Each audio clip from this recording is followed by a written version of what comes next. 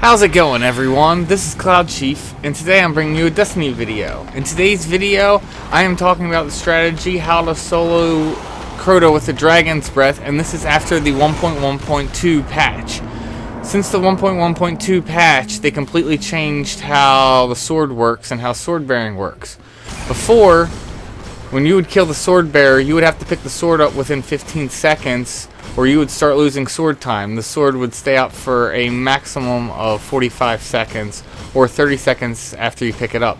Now, the sword lasts for 30 seconds whenever you pick it up. So if you pick the sword up at 44 seconds after killing the swordbearer, you would still get it for a full 30 seconds, whereas before the patch, you would have gotten it for 1 second. So that makes timing for this strategy so much easier.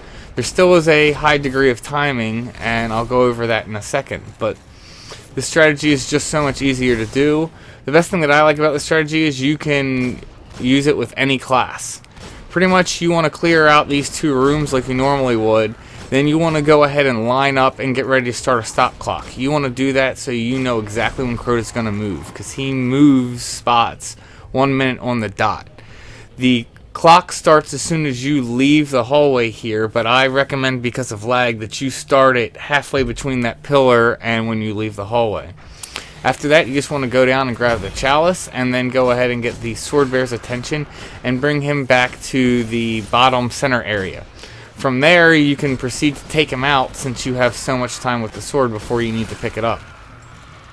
Pretty much what you want to do is, after you get him down there and take him out, when there's about 5 seconds before Crota's going to move, you want to go ahead and grab the sword and go get in position. Now, if you are on Titan, you can go straight up that right wall when he's going to move to the right. However, Hunter cannot make that jump up the wall, so they got to go up the left side and then sword swing across. Warlock, on the other hand, can make it up that right wall, but you got to be a master of Warlock's jump, so I recommend going up the left side like I would with Hunter. So it was about 54 seconds on the clock. I went ahead and grabbed it so I could get in position, especially with the sword swing. You want to get over there before he gets over, so that way you can drop the sword in position and then move back. The hardest part about this is the timing. Being on a level ground with Crota, since he can, easily just come up and hit you, and then aiming him up with the Dragon's Breath. Other than that, it's easier than doing it with the Gjallarhorn method, or pretty much any other method you've seen, at least in my opinion. I recommend when you're doing this, though, that you only hit him 3 times. For whatever reason, his AI seems to get aggressive after you've hit him, and you run a high risk of him just coming up and smacking you and taking you out if you try and double dip with the sword. You can double dip, and I've successfully done it, but more often than not, when I've tried double dipping using this method, it's come back to bite me.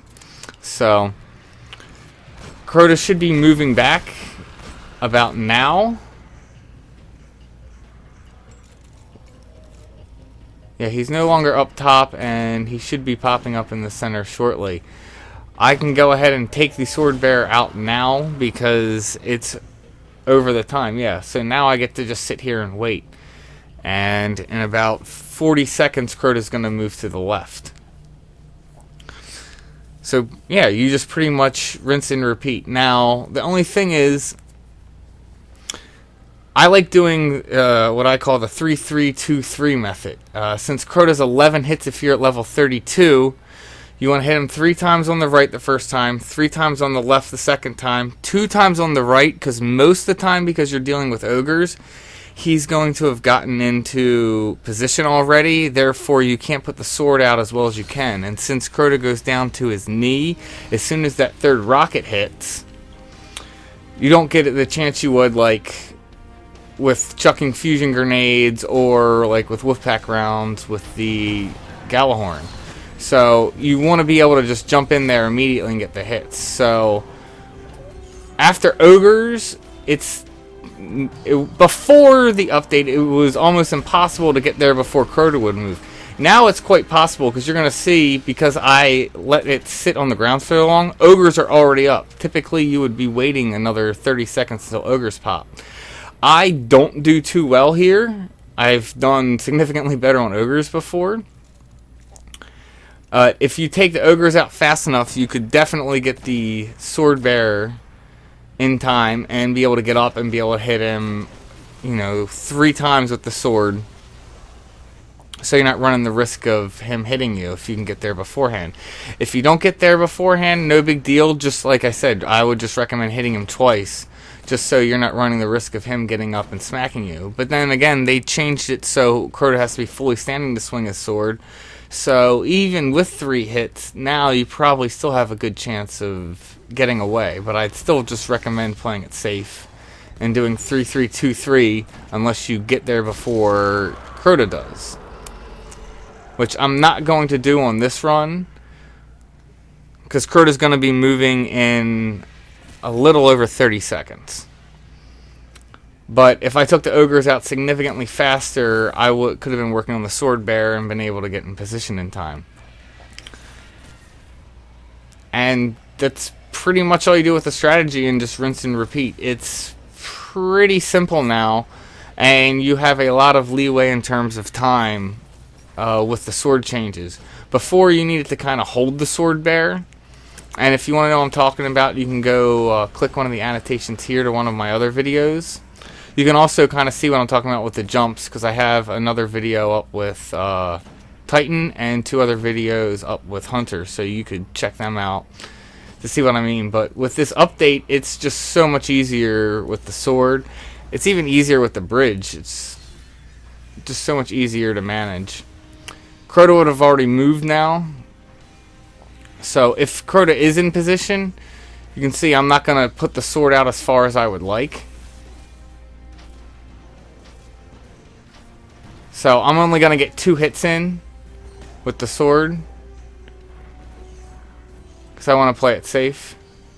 I probably could have gotten, looking at that, I probably could have gotten 3 hits in and been safe, especially since Crota has to be fully standing to swing. But again, better safe than sorry. No need to risk it, especially if you're going for a flawless raider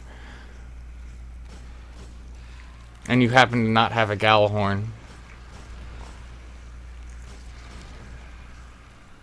So at this point, I'm just ready to bring it home, just waiting for Crota to move back and the last swordbearer, and we'll just do it again on the left. Like I said, besides Crota being on a level playing field with the risk of him hitting you, the timing, and aiming up the rocket since they're not tracking, I honestly find this strategy easier. If there was somehow like a ledge or something where you had a different elevation, I think this would be an easier strategy than taking him in the center. But there isn't, so you got to manage with what you have.